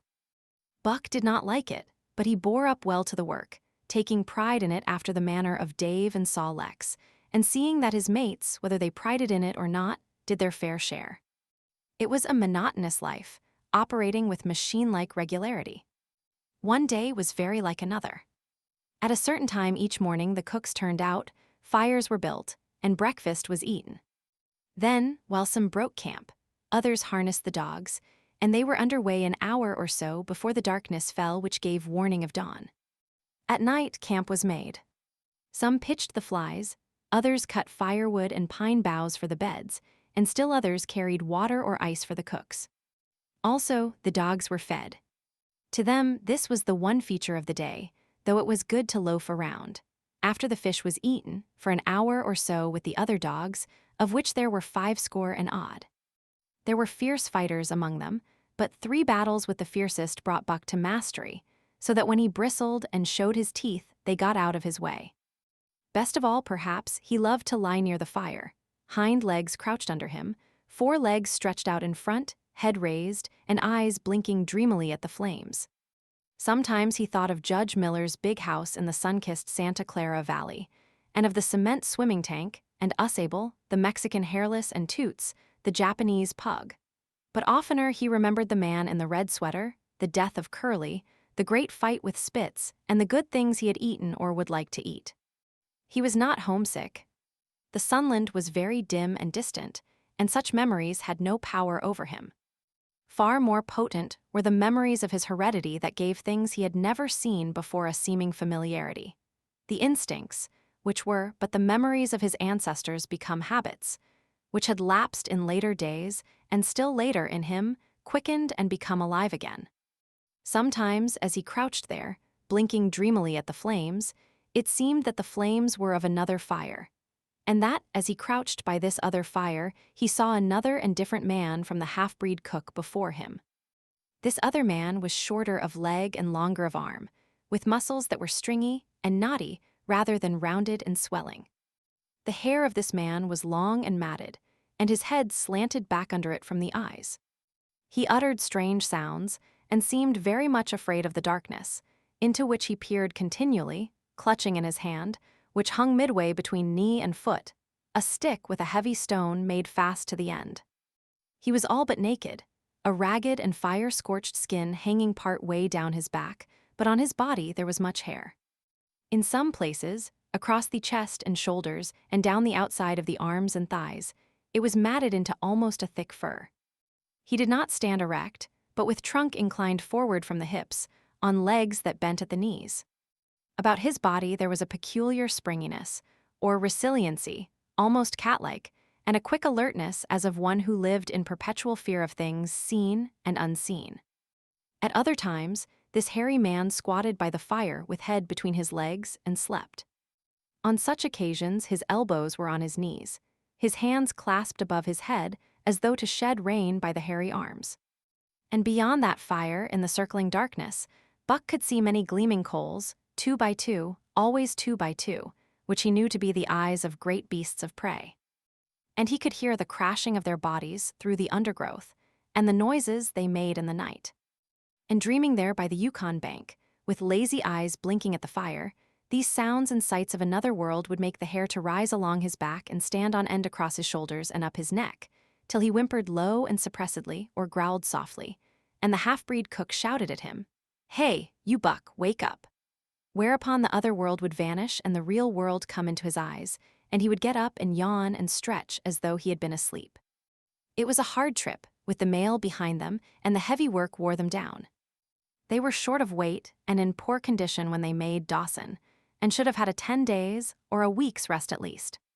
But in 2 days' time they dropped down the Yukon bank from the barracks, loaded with letters for the outside.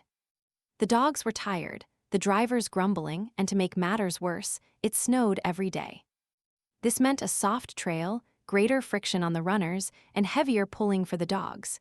Yet the drivers were fair through it all and did their best for the animals. Each night the dogs were attended to first. They ate before the drivers ate, and no man sought his sleeping robe till he had seen to the feet of the dogs he drove. Still their strength went down. Since the beginning of the winter, they had traveled 1,800 miles, dragging sleds the whole weary distance, and 1,800 miles will tell upon life of the toughest. Buck stood it, keeping his mates up to their work and maintaining discipline, though he, too, was very tired. Billy cried and whimpered regularly in his sleep each night. Joe was sourer than ever, and saw Lex was unapproachable, blind side or other side. But it was Dave who suffered most of all. Something had gone wrong with him. He became more morose and irritable, and when camp was pitched at once made his nest, where his driver fed him. Once out of the harness and down, he did not get on his feet again till harness-up time in the morning. Sometimes in the traces, when jerked by a sudden stoppage of the sled or by straining to start it, he would cry out with pain. The driver examined him, but could find nothing. All the drivers became interested in his case. They talked it over at mealtime, and over their last pipes before going to bed, and one night they held a consultation. He was brought from his nest to the fire, and was pressed and prodded till he cried out many times. Something was wrong inside, but they could locate no broken bones, could not make it out. By the time Cassiar Bar was reached, he was so weak that he was falling repeatedly in the traces. The Scotch half-breed called a halt and took him out of the team, making the next dog, Saw Lex, fast to the sled. His intention was to rest Dave, letting him run free behind the sled. Sick as he was, Dave resented being taken out, grunting and growling while the traces were unfastened, and whimpering broken-heartedly when he saw Lex in the position he had held and served so long. For the pride of trace and trail was his, and, sick unto death, he could not bear that another dog should do his work. When the sled started, he floundered in the soft snow alongside the beaten trail, attacking Saw Lex with his teeth, rushing against him and trying to thrust him off into the soft snow on the other side. striving to leap inside his traces and get between him and the sled, and all the while whining and yelping and crying with grief and pain. The half-breed tried to drive him away with the whip, but he paid no heed to the stinging lash, and the man had not the heart to strike harder. Dave refused to run quietly on the trail behind the sled, where the going was easy, but continued to flounder alongside in the soft snow, where the going was most difficult, till exhausted. Then he fell, and lay where he fell, howling lugubriously as the long train of sleds churned by. With the last remnant of his strength, he managed to stagger along behind till the train made another stop, when he floundered past the sleds to his own, where he stood alongside Sol-leks. His driver lingered a moment to get a light for his pipe from the man behind. Then he returned and started his dogs. They swung out on the trail with remarkable lack of exertion, turned their heads uneasily, and stopped in surprise. The driver was surprised, too. The sled had not moved. He called his comrades to witness the sight. Dave had bitten through both of Sol-leks's traces and was standing directly in front of the sled in his proper place. He pleaded with his eyes to remain there. The driver was perplexed. His comrades talked of how a dog could break its heart through being denied the work that killed it, and recalled instances they had known, where dogs, too old for the toil or injured, had died because they were cut out of the traces. Also, they held it a mercy, since Dave was to die anyway, that he should die in the traces, heart easy and content. So he was harnessed in again, and proudly he pulled as of old, though more than once he cried out involuntarily from the bite of his inward hurt. Several times he fell down and was dragged in the traces, and once the sled ran upon him so that he limped thereafter in one of his hind legs. But he held out till camp was reached, when his driver made a place for him by the fire. Morning found him too weak to travel. At harness-up time, he tried to crawl to his driver. By convulsive efforts he got on his feet, staggered, and fell. Then he wormed his way forward slowly toward where the harnesses were being put on his mates. He would advance his four legs and drag up his body with a sort of hitching movement, when he would advance his four legs and hitch ahead again for a few more inches. His strength left him, and the last his mates saw of him, he lay gasping in the snow and yearning toward them.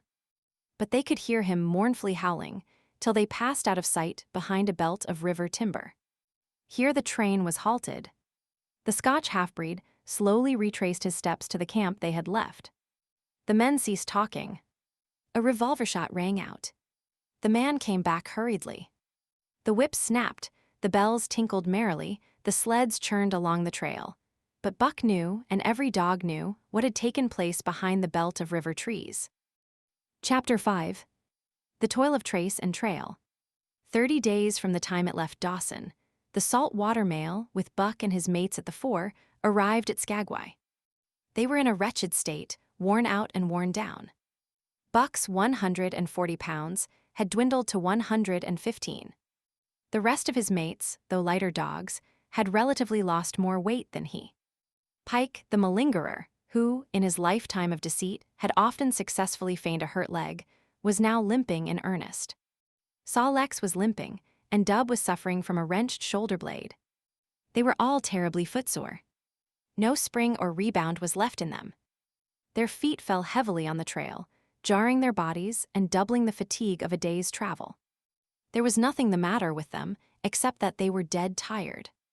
It was not the dead tiredness that comes through brief and excessive effort, from which recovery is a matter of hours, but it was the dead tiredness that comes through the slow and prolonged strength drainage of months of toil. There was no power of recuperation left, no reserve strength to call upon. It had been all used, the last least bit of it. Every muscle, every fiber, every cell was tired, dead tired. And there was reason for it. In less than 5 months, they had traveled 2,500 miles, during the last 1,800 of which they had had but 5 days' rest. When they arrived at Skagway, they were apparently on their last legs. They could barely keep the traces taut, and on the down grades just managed to keep out of the way of the sled. Mush on, poor sore feets, the driver encouraged them as they tottered down the main street of Skagway. "Dis is de laws. Den we get one long res." "Eh?" "For sure. One bully long race." The drivers confidently expected a long stopover. Themselves, they had covered 1,200 miles with 2 days' rest, and in the nature of reason and common justice, they deserved an interval of loafing. But so many were the men who had rushed into the Klondike, and so many were the sweethearts, wives, and kin that had not rushed in, that the congested mail was taking on alpine proportions. Also, there were official orders. Fresh batches of Hudson Bay dogs were to take the places of those worthless for the trail. The worthless ones were to be got rid of, and, since dogs count for little against dollars, they were to be sold. 3 days passed, by which time Buck and his mates found how really tired and weak they were. Then, on the morning of the 4th day, 2 men from the States came along and bought them, harness and all, for a song. The men addressed each other as Hal and Charles. Charles was a middle-aged, lightish-colored man with weak and watery eyes and a mustache that twisted fiercely and vigorously up, giving the lie to the limply drooping lip it concealed. Hal was a youngster of 19 or 20, with a big Colt's revolver and a hunting knife strapped about him on a belt that fairly bristled with cartridges. This belt was the most salient thing about him. It advertised his callousness, a callousness sheer and unutterable. Both men were manifestly out of place, and why such as they should adventure the north is part of the mystery of things that passes understanding. Buck heard the chaffering, saw the money pass between the man and the government agent, and knew that the Scotch half-breed and the mail-train drivers were passing out of his life on the heels of Perrault and Francois, and the others who had gone before. When driven with his mates to the new owner's camp, Buck saw a slipshod and slovenly affair, tent half-stretched, dishes unwashed, everything in disorder. Also, he saw a woman. Mercedes, the men called her. She was Charles's wife and Hal's sister, a nice family party. Buck watched them apprehensively as they proceeded to take down the tent and load the sled. There was a great deal of effort about their manner, but no businesslike method. The tent was rolled into an awkward bundle, 3 times as large as it should have been. The tin dishes were packed away unwashed. Mercedes continually fluttered in the way of her men, and kept up an unbroken chattering of remonstrance and advice. When they put a clothes sack on the front of the sled, she suggested it should go on the back. And when they had put it on the back and covered it over with a couple of other bundles, she discovered overlooked articles which could abide nowhere else but in that very sack, and they unloaded again. 3 men from a neighboring tent came out and looked on, grinning and winking at one another. "You've got a right smart load as it is," said one of them, "and it's not me should tell you your business, but I wouldn't tote that tent along if I was you." "Undreamed of," cried Mercedes, throwing up her hands in dainty dismay. "However in the world could I manage without a tent?" "It's springtime, and you won't get any more cold weather," the man replied. She shook her head decidedly, and Charles and Hal put the last odds and ends on top the mountainous load. "Think it'll ride?" one of the men asked. "Why shouldn't it?" Charles demanded rather shortly. "Oh, that's all right, the man hastened meekly to say. "I was just wonderin', that is all. It seemed a mite top-heavy." Charles turned his back and drew the lashings down as well as he could, which was not in the least well. "And of course the dogs can hike along all day with that contraption behind them," affirmed a second of the men. "Certainly," said Hal, with freezing politeness, taking hold of the gee-pole with one hand and swinging his whip from the other. "Mush," he shouted. "Mush on there." The dogs sprang against the breastbands, strained hard for a few moments, then relaxed. They were unable to move the sled. "The lazy brutes, I'll show them," he cried, preparing to lash out at them with the whip. But Mercedes interfered, crying, "Oh, Hal, you mustn't," as she caught hold of the whip and wrenched it from him. "The poor dears. Now you must promise you won't be harsh with them for the rest of the trip, or I won't go a step." "Precious lot you know about dogs," her brother sneered, "and I wish you'd leave me alone. They're lazy, I tell you, and you've got to whip them to get anything out of them. That's their way. You ask anyone. Ask one of those men." Mercedes looked at them imploringly, untold repugnance at sight of pain written in her pretty face. "They're weak as water, if you want to know," came the reply from one of the men. "Plumb tuckered out, that's what's the matter. They need a rest." "Rest be blanked," said Hal with his beardless lips, and Mercedes said, "Oh," in pain and sorrow at the oath. But she was a clannish creature, and rushed at once to the defense of her brother. "Never mind that man," she said pointedly. "You're driving our dogs, and you do what you think best with them." Again Hal's whip fell upon the dogs. They threw themselves against the breastbands, dug their feet into the packed snow, got down low to it, and put forth all their strength. The sled held as though it were an anchor. After 2 efforts, they stood still, panting. The whip was whistling savagely when once more Mercedes interfered. She dropped on her knees before Buck, with tears in her eyes, and put her arms around his neck. "You poor, poor dears," she cried sympathetically. "Why don't you pull hard? Then you wouldn't be whipped." Buck did not like her, but he was feeling too miserable to resist her, taking it as part of the day's miserable work. One of the onlookers, who had been clenching his teeth to suppress hot speech, now spoke up. "It's not that I care a whoop what becomes of you, but for the dogs' sakes I just want to tell you, you can help them a mighty lot by breaking out that sled. The runners are froze fast. Throw your weight against the G-pole, right and left, and break it out." A third time the attempt was made, but this time, following the advice, Hal broke out the runners which had been frozen to the snow. The overloaded and unwieldy sled forged ahead, Buck and his mates struggling frantically under the rain of blows. 100 yards ahead the path turned and sloped steeply into the main street. It would have required an experienced man to keep the top-heavy sled upright, and Hal was not such a man. As they swung on the turn, the sled went over, spilling half its load through the loose lashings. The dogs never stopped. The lightened sled bounded on its side behind them. They were angry because of the ill treatment they had received and the unjust load. Buck was raging. He broke into a run, the team following his lead. Hal cried, "Whoa. Whoa," but they gave no heed. He tripped and was pulled off his feet. The capsized sled ground over him, and the dogs dashed on up the street, adding to the gaiety of Skagway as they scattered the remainder of the outfit along its chief thoroughfare. Kind-hearted citizens caught the dogs and gathered up the scattered belongings. Also, they gave advice. Half the load and twice the dogs, if they ever expected to reach Dawson, was what was said. Hal and his sister and brother-in-law listened unwillingly, pitched tent, and overhauled the outfit. Canned goods were turned out that made men laugh, for canned goods on the long trail is a thing to dream about.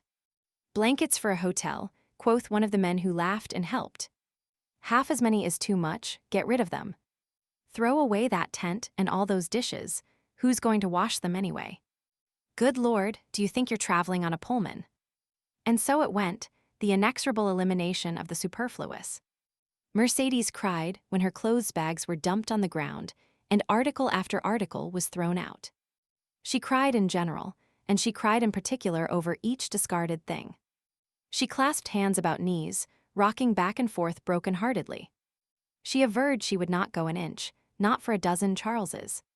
She appealed to everybody and to everything, finally wiping her eyes and proceeding to cast out even articles of apparel that were imperative necessaries. And in her zeal, when she had finished with her own, she attacked the belongings of her men and went through them like a tornado. This accomplished, the outfit, though cut in half, was still a formidable bulk. Charles and Hal went out in the evening and bought 6 outside dogs. These added to the 6 of the original team, and Teak and Kuna, the huskies obtained at the rink Rapids on the record trip, brought the team up to 14. But the outside dogs, though practically broken in since their landing, did not amount to much. 3 were short-haired pointers, 1 was a Newfoundland, and the other 2 were mongrels of indeterminate breed. They did not seem to know anything, these newcomers. Buck and his comrades looked upon them with disgust, and though he speedily taught them their places and what not to do, he could not teach them what to do. They did not take kindly to trace and trail. With the exception of the 2 mongrels, they were bewildered and spirit-broken by the strange, savage environment in which they found themselves, and by the ill treatment they had received. The 2 mongrels were without spirit at all. Bones were the only things breakable about them. With the newcomers hopeless and forlorn, and the old team worn out by 2,500 miles of continuous trail, the outlook was anything but bright. The two men, however, were quite cheerful. And they were proud, too. They were doing the thing in style, with 14 dogs. They had seen other sleds depart over the pass for Dawson, or come in from Dawson, but never had they seen a sled with so many as 14 dogs.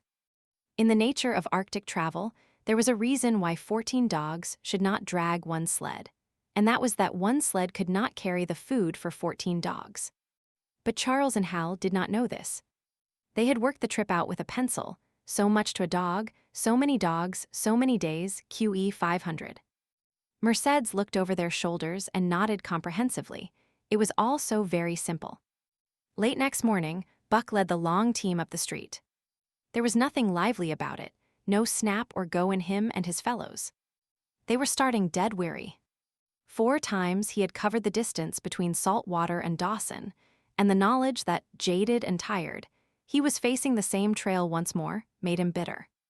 His heart was not in the work, nor was the heart of any dog. The outsides were timid and frightened, the insides without confidence in their masters. Buck felt vaguely that there was no depending upon these 2 men and the woman. They did not know how to do anything, and as the days went by, it became apparent that they could not learn. They were slack in all things, without order or discipline. It took them half the night to pitch a slovenly camp, and half the morning to break that camp and get the sled loaded in fashion so slovenly that for the rest of the day they were occupied in stopping and rearranging the load. Some days they did not make 10 miles. On other days, they were unable to get started at all. And on no day did they succeed in making more than half the distance used by the men as a basis in their dog food computation. It was inevitable that they should go short on dog food.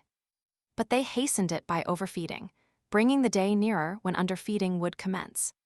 The outside dogs, whose digestions had not been trained by chronic famine to make the most of little, had voracious appetites. And when, in addition to this, the worn-out huskies pulled weakly, Hal decided that the orthodox ration was too small. He doubled it. And to cap it all, when Mercedes, with tears in her pretty eyes and a quaver in her throat, could not cajole him into giving the dogs still more, she stole from the fish sacks and fed them slyly. But it was not food that Buck and the huskies needed, but rest. And though they were making poor time, the heavy load they dragged sapped their strength severely. Then came the underfeeding. Hal awoke one day to the fact that his dog food was half gone and the distance only quarter covered. Further, that for love or money, no additional dog food was to be obtained. So he cut down even the orthodox ration and tried to increase the day's travel. His sister and brother-in-law seconded him, but they were frustrated by their heavy outfit and their own incompetence.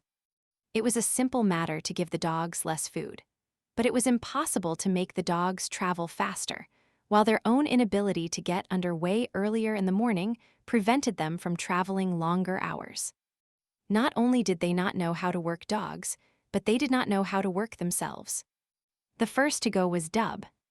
Poor blundering thief that he was, always getting caught and punished, he had nonetheless been a faithful worker. His wrenched shoulder blade, untreated and unrested, went from bad to worse, till finally Hal shot him with the big Colt's revolver. It is a saying of the country that an outside dog starves to death on the ration of the husky, so the 6 outside dogs under Buck could do no less than die on half the ration of the husky. The Newfoundland went first, followed by the 3 short-haired pointers, the 2 mongrels hanging more grittily on to life, but going in the end. By this time, all the amenities and gentlenesses of the Southland had fallen away from the 3 people. Shorn of its glamour and romance, Arctic travel became to them a reality too harsh for their manhood and womanhood. Mercedes ceased weeping over the dogs, being too occupied with weeping over herself and with quarreling with her husband and brother. To quarrel was the one thing they were never too weary to do. Their irritability arose out of their misery, increased with it, doubled upon it, outdistanced it. The wonderful patience of the trail which comes to men who toil hard and suffer sore, and remain sweet of speech and kindly, did not come to these 2 men and the woman. They had no inkling of such a patience. They were stiff and in pain, their muscles ached, their bones ached, their very hearts ached. And because of this, they became sharp of speech, and hard words were first on their lips in the morning and last at night. Charles and Hal wrangled whenever Mercedes gave them a chance. It was the cherished belief of each that he did more than his share of the work, and neither forbore to speak this belief at every opportunity. Sometimes Mercedes sided with her husband, sometimes with her brother. The result was a beautiful and unending family quarrel. Starting from a dispute as to which should chop a few sticks for the fire, a dispute which concerned only Charles and Hal, presently would be lugged in the rest of the family, fathers, mothers, uncles, cousins, people thousands of miles away, and some of them dead. That Hal's views on art, or the sort of society plays his mother's brother wrote, should have anything to do with the chopping of a few sticks of firewood, passes comprehension. Nevertheless, the quarrel was as likely to tend in that direction as in the direction of Charles's political prejudices. And that Charles's sister's tale-bearing tongue should be relevant to the building of a Yukon fire was apparent only to Mercedes, who disburdened herself of copious opinions upon that topic, and incidentally upon a few other traits unpleasantly peculiar to her husband's family. In the meantime, the fire remained unbuilt, the camp half-pitched, and the dogs unfed. Mercedes nursed a special grievance, the grievance of sex. She was pretty and soft, and had been chivalrously treated all her days. But the present treatment, by her husband and brother, was everything save chivalrous. It was her custom to be helpless. They complained. Upon which impeachment of what to her was her most essential sex prerogative, she made their lives unendurable. She no longer considered the dogs, and because she was sore and tired, she persisted in riding on the sled. She was pretty and soft, but she weighed 120 pounds, a lusty last straw to the load dragged by the weak and starving animals. She rode for days, till they fell in the traces and the sled stood still. Charles and Hal begged her to get off and walk, pleaded with her, entreated, the while she wept and importuned heaven with a recital of their brutality. On one occasion, they took her off the sled by main strength. They never did it again. She let her legs go limp like a spoiled child and sat down on the trail. They went on their way, but she did not move. After they had traveled 3 miles, they unloaded the sled, came back for her, and by main strength put her on the sled again. In the excess of their own misery, they were callous to the suffering of their animals. Hal's theory, which he practiced on others, was that one must get hardened. He had started out preaching it to his sister and brother-in-law. Failing there, he hammered it into the dogs with a club. At the 5 fingers, the dog food gave out, and a toothless old squaw offered to trade them a few pounds of frozen horsehide for the Colt's revolver that kept the big hunting knife company at Hal's hip. A poor substitute for food was this hide, just as it had been stripped from the starved horses of the cattlemen 6 months back. In its frozen state, it was more like strips of galvanized iron, and when a dog wrestled it into his stomach, it thawed into thin and innutritious leathery strings and into a mass of short hair, irritating and indigestible. And through it all Buck staggered along at the head of the team, as in a nightmare. He pulled when he could. When he could no longer pull, he fell down and remained down till blows from whip or club drove him to his feet again. All the stiffness and gloss had gone out of his beautiful furry coat. The hair hung down, limp and draggled, or matted with dried blood where Hal's club had bruised him. His muscles had wasted away to knotty strings, and the flesh pads had disappeared, so that each rib and every bone in his frame were outlined cleanly through the loose hide that was wrinkled in folds of emptiness. It was heartbreaking, only Buck's heart was unbreakable. The man in the red sweater had proved that. As it was with Buck, so was it with his mates. They were perambulating skeletons. There were 7 altogether, including him. In their very great misery, they had become insensible to the bite of the lash or the bruise of the club. The pain of the beating was dull and distant, just as the things their eyes saw and their ears heard seemed dull and distant. They were not half-living or quarter-living. They were simply so many bags of bones, in which sparks of life fluttered faintly. When a halt was made, they dropped down in the traces like dead dogs, and the spark dimmed and paled and seemed to go out. And when the club or whip fell upon them, the spark fluttered feebly up, and they tottered to their feet and staggered on. There came a day when Billy, the good-natured, fell and could not rise. Hal had traded off his revolver, so he took the axe and knocked Billy on the head as he lay in the traces, then cut the carcass out of the harness and dragged it to one side. Buck saw and his mate saw, and they knew that this thing was very close to them. On the next day Kuna went, and but 5 of them remained. Joe, too far gone to be malignant, Pike, crippled and limping, only half-conscious and not conscious enough longer to malinger. Saw Lex, the one-eyed, still faithful to the toil of trace and trail, and mournful in that he had so little strength with which to pull. Teak, who had not traveled so far that winter and who was now beaten more than the others because he was fresher. And Buck, still at the head of the team, but no longer enforcing discipline or striving to enforce it, blind with weakness half the time and keeping the trail by the loom of it and by the dim feel of his feet. It was beautiful spring weather, but neither dogs nor humans were aware of it. Each day the sun rose earlier and set later. It was dawn by 3 in the morning, and twilight lingered till 9 at night. The whole long day was a blaze of sunshine. The ghostly winter silence had given way to the great spring murmur of awakening life. This murmur arose from all the land, fraught with the joy of living. It came from the things that lived and moved again, things which had been as dead and which had not moved during the long months of frost. The sap was rising in the pines. The willows and aspens were bursting out in young buds. Shrubs and vines were putting on fresh garbs of green. Crickets sang in the nights, and in the days all manner of creeping, crawling things rustled forth into the sun. Partridges and woodpeckers were booming and knocking in the forest. Squirrels were chattering, birds singing, and overhead honked the wildfowl driving up from the south in cunning wedges that split the air. From every hill slope came the trickle of running water, the music of unseen fountains.